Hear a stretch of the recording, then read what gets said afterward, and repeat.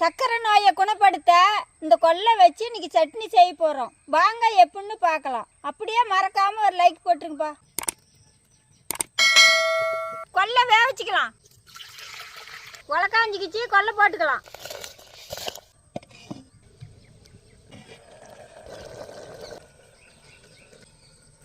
கடலை எண்ணெய், சின்ன வெங்காயம், வரமிளகாய், பூண்டு, கொத்தமல்லி, கருவேப்பிலை, சீரகம்,